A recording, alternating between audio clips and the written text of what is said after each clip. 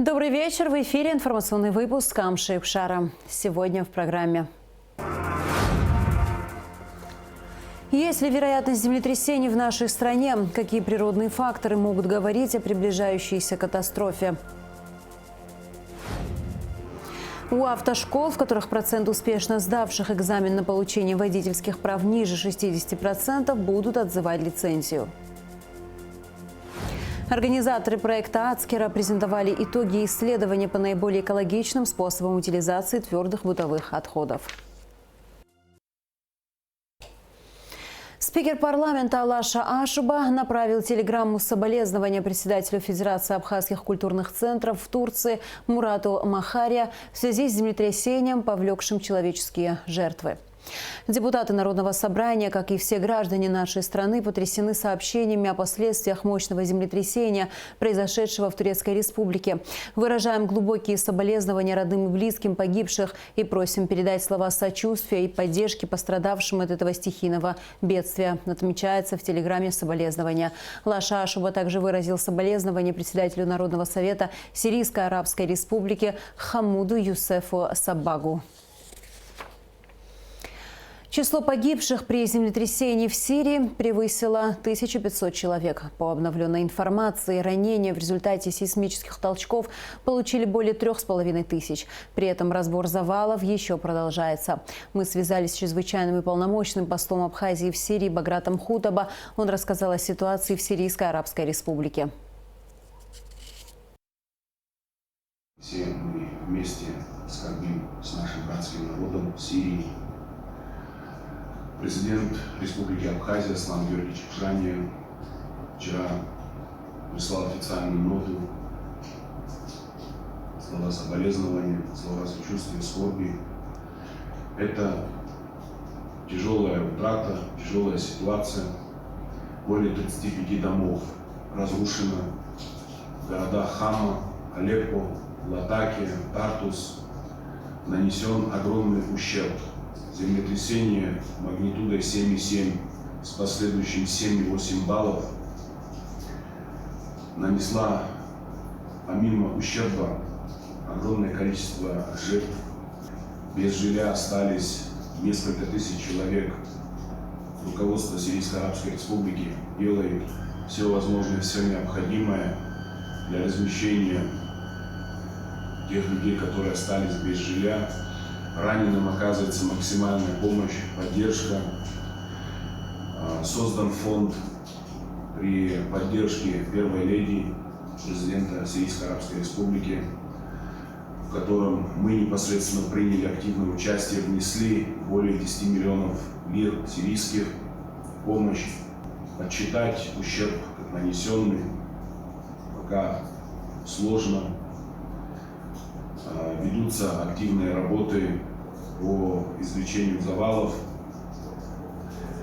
Добавляются цифры жертв. К сожалению, мы наблюдаем в Сирии, как наши союзники в лице Российской Федерации оказывают максимальную поддержку в лице Министерства обороны России.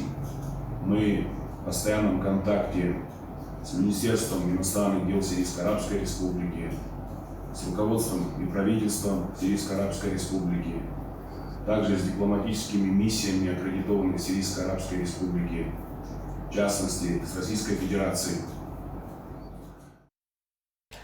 Тело Денисенко Николая Николаевича, погибшего 31 января в боях за освобождение Донбасса, доставлено из Ростова-на-Дону в Пицунду.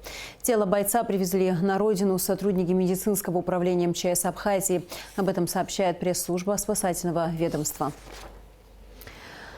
Железнодорожный кредит, передача в аренду санаториев МВО, ПВО и госдачи Пицунда стали темами заседания парламентского комитета по государственно-правовой политике. Для обсуждения этих вопросов в Народное собрание был приглашен председатель комитета по управлению госимуществом и приватизации Беслан Кубрава. Расширенный репортаж заседания смотрите в нашей программе после выпуска новостей.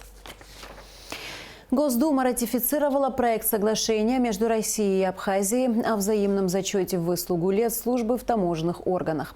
Согласно авторам законопроекта, соглашением устанавливается взаимное признание стажа службы, выслуги лет сотрудников таможенных органов, являющихся гражданами России и Абхазии и осуществляющих свою служебную деятельность на условиях контракта о службе в таможенных органах на территории соответствующих стран для выплаты надбавок в размере, предусмотренном законодательством упомянутых стран за стаж службы к денежному довольствию.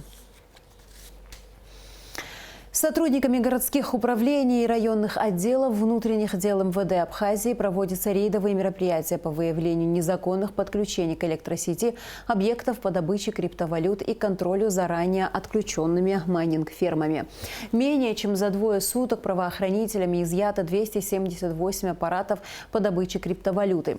По результатам проверок, проводимых ночью 5 февраля и 6 числа в столице участковыми уполномоченными милиции совместно с сотрудниками первого отдела милиции Управления внутренних дел по городу Сухум обнаружено и изъято 53 майнинг-аппарата по улице Гумская, дом 82, в подсобном помещении 6 аппаратов, принадлежащих Ломия Алану Астамуровичу. По улице Гумистинская, дом 36, квартира 9, 2 аппарата, принадлежащих Богателя Анзору Илларионовичу. По улице Массив Гумиста, дом 12А, квартира 39, 9 аппаратов, принадлежащих Кортава Сандро Георгиевичу.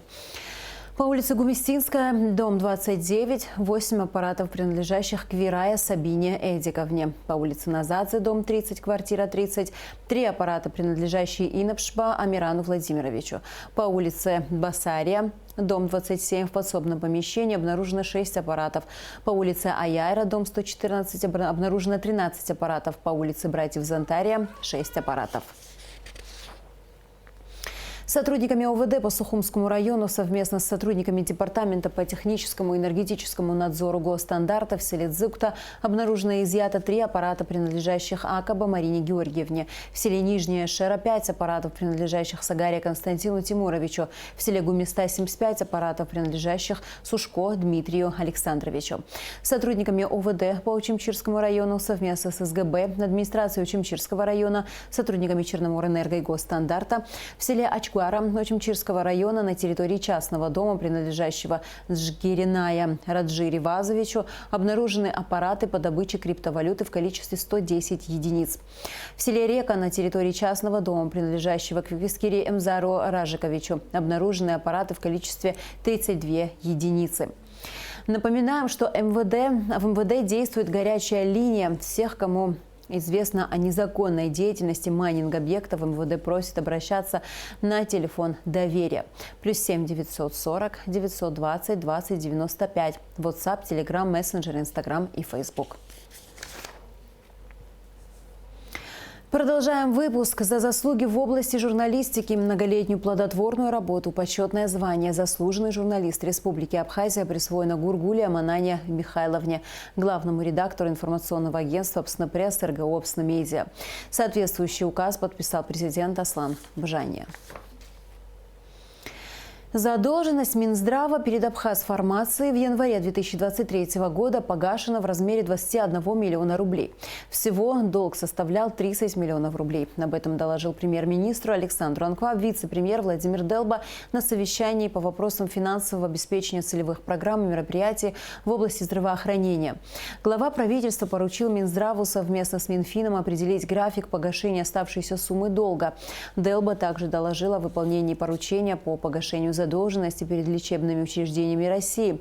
В январе на эти цели было направлено 33 миллиона рублей. Обсуждались также вопросы совершенствования работы Республиканского онкологического центра. Александр Анква поручил руководителям профильных ведомств координировать общую работу по обеспечению пациентов центра препаратами для химиотерапии. У автошкол, в которых процент успешно сдавших экзамен на получение водительских прав ниже 60%, будут отзывать лицензию на обучение. Соответствующее постановление вступило в силу с 1 января. Речь идет об ужесточении требований к подготовке водителей. Репортаж Сарии Кварцхелия. Дорога в 1000 километров начинается с первого шага. И шаг этот самый важный. Прежде чем стать счастливым обладателем водительского удостоверения и влиться в огромный коллектив автолюбителей, предстоит обучение нелегкому делу водителя. Елизавета Устян уже почти 3 месяца обучается в автошколе «Старт». Она уже изучила основные азы вождения. Успешное применение теоретических знаний на практике – главная задача для Лизы. Мы также проходили практику и теорию. Теорию мы проходили знаки, разметки и так далее, а в практике мы уже учились, как правильно парковаться, ездить и как чувствовать себя на дороге. Автошколе «Старт» уже 13 лет. Обучение здесь проходит в классическом стиле. Учебная программа подразумевает преподавание теории от простого к сложному. А поэтапное изучение теоретического курса облегчает процесс обучения вождению. У нас есть инструкторы, у нас есть автомобили. У нас автомобили есть и легковые, у нас автомобили есть и грузовые. То есть я как бы даже готов, так сказать, похвастаться в том плане, что у нас в нашей автошколе, то есть все категории водительских прав мы открываем сейчас, за исключением тракторов там, и сельхозтехники. То есть начиная от мотоцикла. За время существования автошколы было подготовлено свыше 3000 водителей. По словам руководителя «Старт» Тимура Кецба, сегодня смело и гордо можно заявить, что у учеников «Старта» лучшие результаты во время экзаменов. Такова статистика УГАИ МВД. В автошколе работают 3 педагога, имеющие большой опыт вождения. Относительно хорошие показатели, насколько мы сегодня, так скажем, контролируем, порядка больше 50% точно. Сдают экзамены, там среднегодовой, если взять. Школа старается идти в ногу со временем, постоянно совершенствуя учебно-материальную базу. Здесь уже разработано и внедрено собственное приложение для смартфонов, с помощью которого можно видеть онлайн-график вождения, а также решать билеты, адаптированные под ПДД республики. По каким-то причинам не пришел человек сюда. То есть вот сейчас с 6 часов начинается лекция вживую и так далее, и так далее. То есть не смог он попасть на эту лекцию, в 8 часов я сажусь, включаю программу Zoom, и вживую, опять в онлайне, то есть человек заболел, человек сидя дома, то есть он все это просматривает, то есть задает вопросы, то есть реальное живое общение, реальные занятия точно так же в Zoom. Тимур Кецба также прокомментировал новое постановление об ужесточении требований к автошколам, а именно, что автошкол, в которых процент успешно сдавших экзамен на получение водительских прав ниже 60%, будут отзывать лицензию на обучение. В этом плане я, например, с этим согласен. Почему? Потому что, по прошлому месяцу, если судить, я вывел 35 человек на экзамен, и 28 получили права, то есть 2 или 3 со 2-го раза, но основное, получили с 1-го раза права. Мне не совсем сегодня, например, понятно и школам, как это в техническом плане будет считаться. То есть если это будет считаться, то есть всех тех, кого мы зарегистрировали, и те, кто сдали, то есть вот этот процент, то, конечно, это будет не в нашу пользу. А если будет считаться те, кто хоть раз попал на экзамен, и, соответственно, из этих людей общее количество сдавших, то я думаю, что я буду только в плюсе. По крайней мере, наша школа. Контроль над деятельностью автошкол и отзывом лицензий на обучение возложен на Министерство просвещения. Мы даже автошколы не имеем права проверять. По поводу 60% статистики, это имеется в виду, в течение года человек пришел он может прийти 3, 4 и 5 раз. Если 3 раза человек не сдал, он перенаправляется на дообучение, и после этого может еще раз прийти, ждать у нас в автошколе. То есть статистика не имеется в виду, он пришел, и сколько человек сдало. Если так брать, то статистика будет от 10 до 15%. Но если брать годовую статистику, они обязаны поднять 60% и выше. На территории республики 16 автошкол. Ситуация в них оставляет желать лучшего, говорит начальник РО УГАИ МВД Дамий Авицба. С 1 числа 2023 года в силу вступил закон, то есть каждая автошкола, которая функционирует на территории Абхазии, должна иметь или в собственности, или в виде аренды автодром. То есть это не говорится, что каждая автошкола должна иметь. Мы встречались с автошколами, мы им сказали, что могут 2-3 автошколы собраться, создать эту площадку. Мы понимаем, что это финансово немало денег садится. На данный момент экзамен у нас проходит, у нас дают теорию. потом должны они предоставить нам автодром, где мы будем принимать саму практику. Чтобы получить удостоверение водителя, необходимо сдать экзамены в РАО УГАИ МВД. Здесь 12 компьютеров, над которыми установлены камеры, ведь экзамены проходят в онлайн-формате. Возможности списать или подсказать нет. То есть камеры снимают не только видео, также снимают и голос. То есть и те люди, которые сдают, и те, которые принимают, их как бы держат под контролем. Мы каждому объясняем, что переговаривать нельзя, потому что каждое слово будет записано. В данный момент я с полной уверенностью могу сказать, что прийти сюда к нам в ГАИ, не обучившись в какой-то автошколе, оплатить какую-то сумму, взять права невозможно. Для этого я думаю, министр даже меня поддержит. Если у кого-то будет такое желание и прийти, убедиться в этом, что реально так происходит, мы создадим комиссию, и этого человека можем вписать в комиссию, может поприсутствовать на нашем экзамене. Главная задача – повысить статистику сдачи экзаменов до 60%. По данным МВД, за 2022 год она составляет всего лишь 25%. Изменения в постановлении о лицензировании негосударственной образовательной деятельности вступили в силу с января 2023 года. Сария Кварцхеля, Тимур Гугохи, Абхазское телевидение. Почти 5000 человек погибли в Турции и Сирии после разрушительного землетрясения магнитудой 7,8 баллов на границе двух стран. Землетрясение стало сильнейшим в этом регионе за десятки лет. Число жертв продолжает стремительно расти. Спустя сутки, согласно официальным данным, количество погибших в Турции повысилось почти до 3500 человек, более 20,5 тысяч получили ранения. Подземные толчки ощутили и жители Абхазии. И хотя в нашем регионе землетрясение происходит нечасто, многих жителей республики это обеспокоило. Какова вероятность стихийного бедствия в нашей стране? Какие природные факторы могут говорить о приближающейся катастрофе и можно ли землетрясение предсказать, узнавала Асида Малия.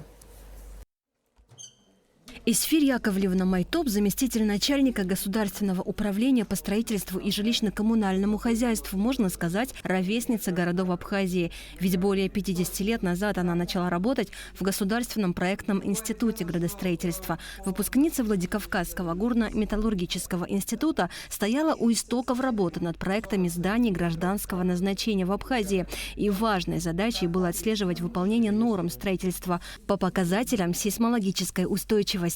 За год здесь в управлении принимают и обрабатывают более 500 проектов. В основном это проекты государственного и инвестиционного финансирования. Около 60% из этого числа – проекты зданий, которые будут возводиться с нуля. И, что самое важное, должны соблюдаться нормы устойчивости. Я работала главным конструктором проектного института. Такой был Гипрогорстрой. Он был ведущий проектный институт по Абхазии. И в роли конструктора я сталкивалась с очень сейсмическими всякими нагрузками, воздействиями и все. Было районирование в Абхазии. В основном Абхазия рассчитывалась на 7-бальную систему, за исключением 2 районов. Ткварчельский район рассчитывался на 8-бальную систему, и вот новый район, как сейчас называют Сухуми, он рассчитывался на 6-бальную систему. Это было вызвано из-за того, что там очень хорошие грунты. Вся Абхазия, вообще-то, она дно моря, поэтому и листые, и торфяные грунты, и балл добавлялся из-за плохих грунтов. Однако катастрофическое землетрясение, произошедшее в Армении в 1988 году, магнитудой в 6,8 баллов заставило пересмотреть нормы строительства на территории Абхазии. С тех пор параметры сейсмостойкости повысили. Таким образом, все многоэтажные здания, построенные позже 1988 года, в силах выдержать магнитуду от 7 баллов, а 9 баллов – дома, построенные в Ткварчале и его районе.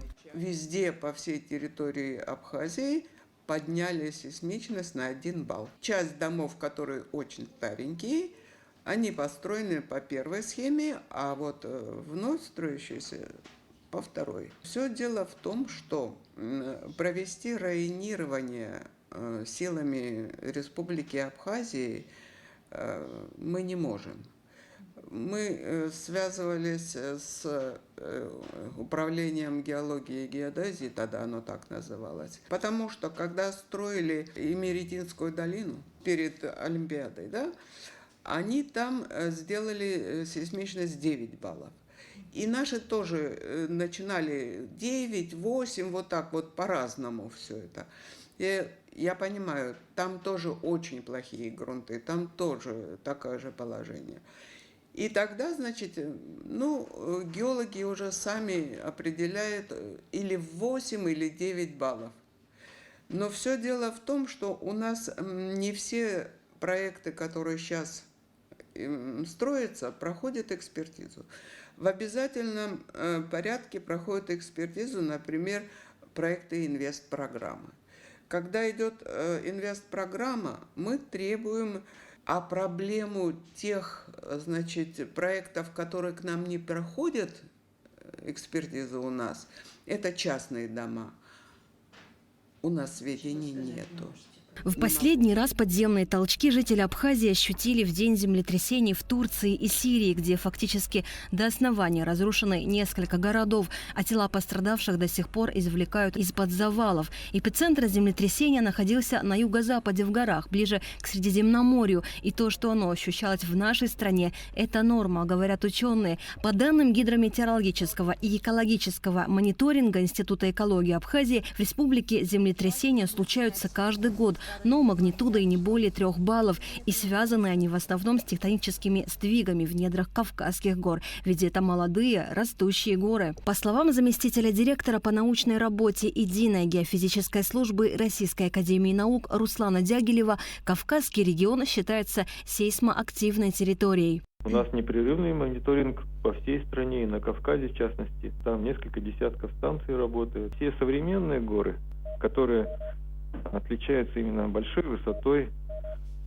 это вот как раз те места, где больше всего и интенсивнее всего сейсмические процессы происходят. Поэтому Абхазия в этом случае как раз не исключение, как раз место, где землетрясения происходят чаще, чем в других местах. Просто Кавказ, может быть, и в сравнении с другими регионами менее сейсмичные. Не такие сильные землетрясения, допустим, как на Камчатке, Сахалине, на Байкале. Получается, что это сейсмоактивная территория, здесь возможны землетрясения такие сильные, редкие, правда, но возможны. Поэтому у нас, как вы знаете, вообще практикуется сейсмостойкое строительство, и любое здание, сооружение возводится с учетом сейсмической опасности на территории. Причина большинства землетрясений тектонических – это столкновение двух тектонических плит. Чтобы узнать, что происходит в центральной части Северного Кавказа в режиме онлайн, достаточно заглянуть на страницу официального сайта Федерального исследовательского центра «Единая геофизическая служба» Северо-Осетинского филиала. Его директор Анна Саяпина рассказала, что сейсмические станции дают данные, которые позволяют объективно оценивать сейсмологическую обстановку. На территории Республики Северная Осетия-Алания у нас эксплуатируется на сегодняшний день 14 сейсмических станций. У нас раньше были землетрясения, и на сегодняшний день происходят и будут далее. Мы регистрировали землетрясения на контролируемой территории ежедневно, но эти землетрясения малой энергии, они не ощущаются людьми, а только регистрируются нашей аппаратурой. После того, как произошло землетрясение в Турции, также регистрируем землетрясения, но в сравнении со среднесуточными показателями их немножечко стало больше. Имеются в виду территории Чеченской Республики, Грузии, в Северной Осетии также было несколько больше зарегистрировано землетрясений. Таким образом, по словам ученых, сейсмичность лишь фиксируется и позволяет понимать динамику на ближайшую перспективу, но не более. Обеспокоенность населения Абхазии вполне оправдана, ведь ни одно землетрясение, даже при наличии сверхсовременной техники, невозможно безошибочно спрогнозировать. А горы Кавказа и в самом деле молодые и растущие, а значит активные. Потому толчки в ее недрах – явление нормальное, как и мысли любого человека о своей безопасности. Асида Малия, Михаил Братухин, Абхазское телевидение. Посол Абхазии в Никарагуа Инар Ладария вручил верительные грамоты президенту Никарагуа Даниэлю Ортеге, сообщает медиацентр МИД. Посол Абхазии передал приветствия и наилучшие пожелания от народа и правительства Абхазии президенту и народу Никарагуа. Ладария подарил Ортеге абсар с изображением Нестора Лакоба, Чачу, Наджику и книги о культуре и природе Абхазии. Даниэль Ортега выразил признательность за подарки и подтвердил приверженность Республики Никарагуа укреплению связи между двумя странами в различных областях. Президент также выразил надежду, что деятельность посла будет успешной и продуктивной, что будет способствовать укреплению отношений между двумя странами. Министр культуры Даур Ковя встретился с джазовой певицей, лауреатом международных конкурсов, участницей многочисленных джазовых фестивалей, заместителем заведующего кафедрой эстрадно-джазового пения МГИК Лаурой Водяницкой. Обсуждались вопросы сотрудничества в области образования, а именно подготовки кадров по направлениям музыкального искусства. Министр подчеркнул важность диалога и обмена опытом для студентов музучилища и музыкантов. Организаторы проекта «Ацкера» презентовали итоги исследования по наиболее экологичным способам утилизации твердых бытовых отходов. Исследование подготовлено сотрудником Института экологии, экспертом проекта Инной Барчин. Проект «Ацкера» посвящен теме раздельного сбора и переработки мусора. Все подробности в репортаже Эсма Гуланция. Проблема утилизации отходов в Абхазии и возможные пути ее решения. В рамках проекта «Ацкера» было проведено исследование текущей ситуации с ТБО. Оно было подготовлено и презентовано сотрудником Института экологии и экспертом проекта Инной Барчин. Были проанализированы принципы обращения, управления с отходами в Абхазии в целом. Проведено анкетирование населения, было опрошено порядка 400 респондентов на предмет вообще понимания, осознания этой проблемы. Мы попытались определить морфологический состав твердых бытовых отходов. Это было необходимо сделать для того, чтобы понимать, как двигаться дальше, какие принципы, какую систему обращения, управления с отходами принять за самую правильную и оптимальную. Захоронение – основной способ утилизации отходов в нашей стране, считается неэффективным и наименее экологичным. В рамках исследования была проанализирована мировая практика управления ТБО. В соответствии с этим были представлены некоторые возможные для Абхазии сценарии. Необходимо переходить от захоронения к переработке, вторичному использованию отходов. Это первое. И в той иерархии, которая применяется в развитых странах, нам необходимо разработать ряд и законодательных инициатив, и законодательных регламентов, которые позволят создавать инфраструктуру, необходимую для разделения отходов непосредственно в местах накопления. Необходимо разрабатывать программные документы, которые позволят экономически поощрять предпринимателей использовать вторично свои ресурсы для того, чтобы создавать продукт. Исследование на тему ТБО в Абхазии и анализ текущей ситуации в сфере обращения с отходами будет в открытом доступе. Еще в 2016 году была разработана концепция обращения с отходами в Абхазии, но пока из этой концепции единственное, так сказать, решение – это разработка и организация нового полигона.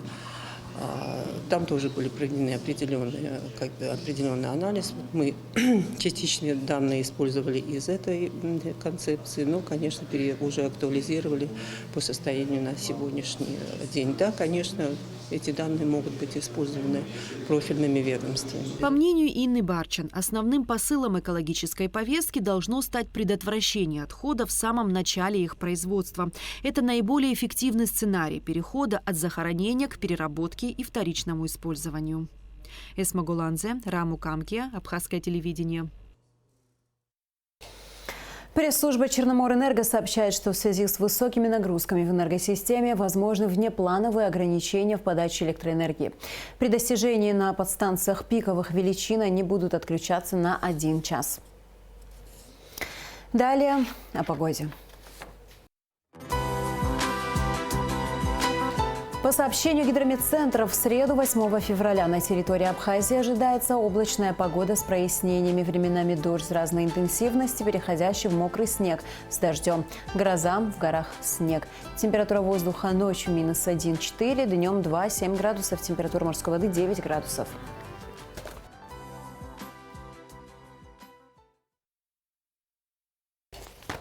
На этом наш выпуск завершен. До скорых встреч в эфире.